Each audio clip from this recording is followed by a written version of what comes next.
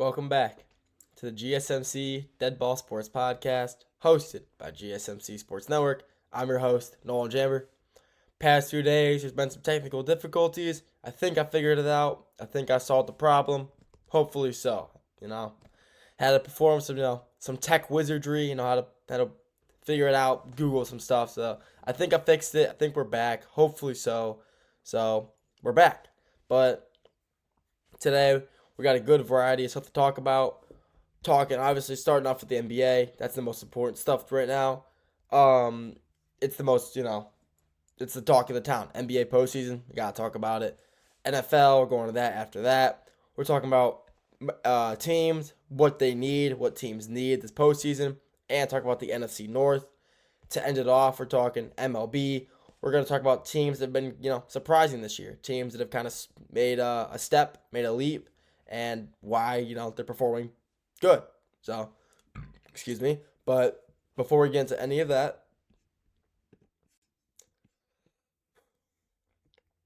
tips and donations. Tips and donations are always greatly appreciated.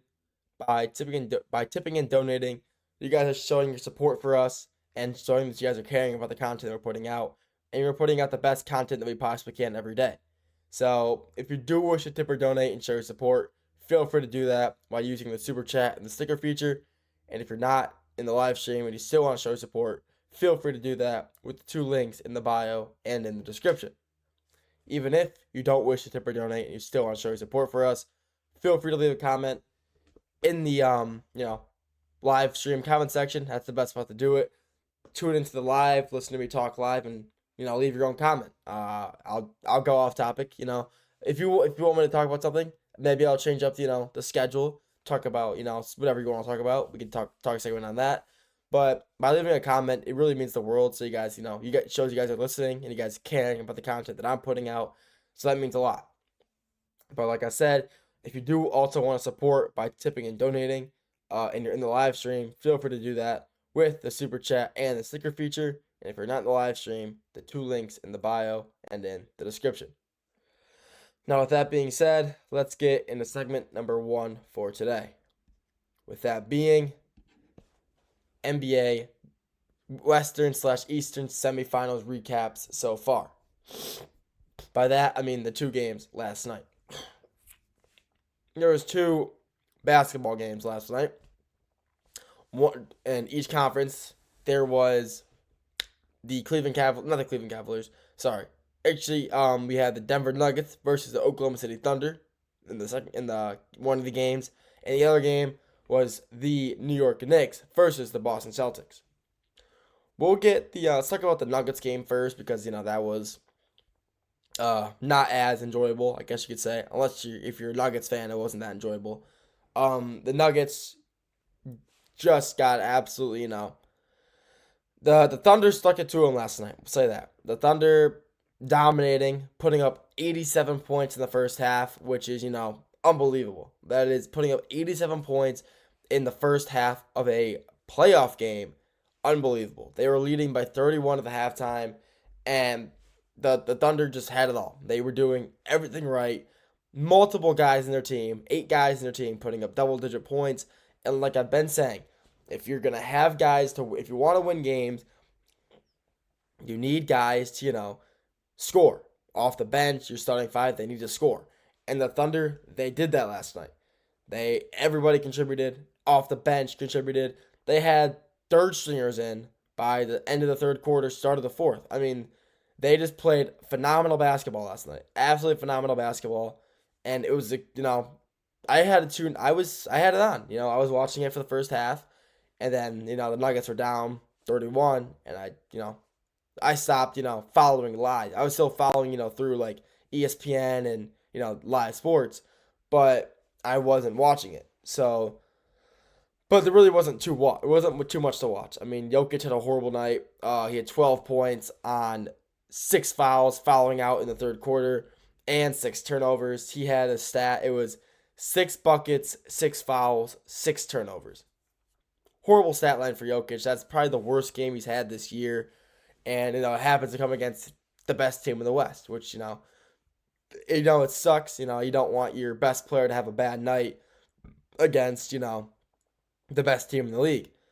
MVP versus MVP, SGA versus Jokic. I mean, SGA fans, Thunder fans are using this, as proper, using this. Oh, so why he shouldn't be MVP? I mean, there's always gonna be debates on that, but I still believe Jokic, even with one bad game, he's still the MVP. In my opinion, I think he's the best player in the world right now, but it's still probably gonna be SGA winning it. So that's just how it is. But yeah, overall, it just wasn't a very good game. No one played good for the Nuggets. No one did. Um, they just did. There was no one who stood out necessarily. Point wise. Everybody just kind of had a really poor game. Nuggets just they won the first game, so it's kind of surprising. They win that first game on that buzzer beater by Aaron Gordon, the go ahead buzzer, bang, and you know then they come into this game and just get mollywopped. It just wasn't a close game. So they're going back to Denver now. Game 3, going back to Denver. And I think that, even though they just, you know, got beat pretty bad, I still believe that they can come back, they can come back and win game 3. I 100% believe that. I think they can come back, win game 3, and, have a 2-1 lead. So that game will be tomorrow. So we'll have to wait and see until tomorrow if I'm right, but hopefully I am. Game 1 last night, technically. That was the game of the night. Out of the two games, obviously the Celtics versus Knicks was the better game. And it was just a phenomenal game all around. It was phenomenal. You have, the Celtics once again blowing another 20-point lead, which has just happened already twice in the same series. Unbelievable. First game up 20. Knicks came back and won within the last minute. Same thing happened last night. The Celtics were up 20 again, and the Knicks go on a 17-2 run. The Celtics don't score since in the fourth quarter. They didn't score for 7 straight minutes. They didn't get a single point and a single bucket, and the Knicks took complete advantage of that. They had constant scoring down Karl-Anthony Towns, Josh Hart, Mikal Bridges, Jalen Brunson, whoever. They were all contributing so much during that run, and it was a great game, honestly. And then the last 11 seconds, Boston had the ball, and they're driving down court. Jason Tatum with the ball, he's driving, kicks it out, gets it back in the he drives he's driving, going for the paint, steps out of the paint, tries to go for a nice little fadeaway jumper. Mikal Bridges had the defensive play, a great play. He's predicting that Tatum's going to probably pass it out because he sees Mikal crashing on top of him. Mikal reads where he's going to throw it, just literally just grabs the ball out of his hand and throws it down court so no one can get it. And the Knicks take the 2-0 lead in Boston, which is honestly just unbelievable because first off, I did not believe they'd be up 2-0. I 100% believed Celtics would be up 2-0 going back to MSG. But now I'm wrong because I thought Celtics in 5, Celtics in 6. Like in those, maybe the Knicks got, a win, but I mean, I still believe, Celtics were going to win the series. And with them heading back to MSG, heading to, the Knicks home arena, this is very, concerning. If you're a Celtics fan, you should be scared. Yeah, the Pistons, I'm a Pistons fan. I'm born and raised in Detroit, Metro Detroit area. And I was watching the Pistons that entire series. The Knicks are a great team. The Knicks are a very good team. The reason that they can't close out games, though, is because of their stamina. They're Tom Thibodeau. He doesn't, like to rotate guys in and out. He likes to, keep his 6-7 guys on the court, the same guys, and have, little rotation. And those guys, his players are always gassed, and they lose games. They, choke away games because of that. So, I mean, it's going to be, this is a great series. No one really saw the Knicks in this situation. No one did. No one saw the Knicks being up 2-0. In fact, everybody, I think, had them down 2-0.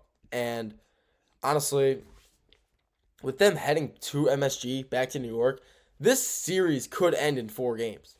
If the Knicks keep playing like this, keep playing the way they have when they're down 15 points and they're coming back, they're gonna 4-0 sweep. They're gonna sweep the Celtics. I mean, There's no doubt in my mind. Yeah, if they can keep it, um, so they don't have to come back between, they keep it within 5 and 10 instead of being down, 15, 20, and they have to crawl their way back up.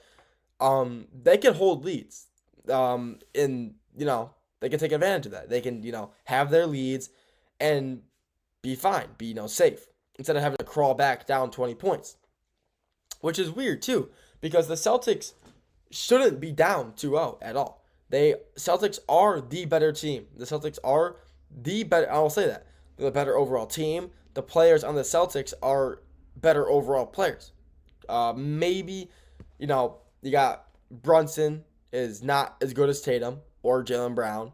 The entire Celtics roster, maybe, the debate for Karl Anthony Towns versus Porzingis could be up there. But everybody on the Celtics, on their one-on-one matchup, is better than their player they're guarding or going against on the Knicks. And that's just, honestly, I think that's a valid opinion to have. I think the Celtics are a better overall team. The players are better, and they should not be down 2-0. But the Knicks, they're not letting it happen. They're not letting it happen easily.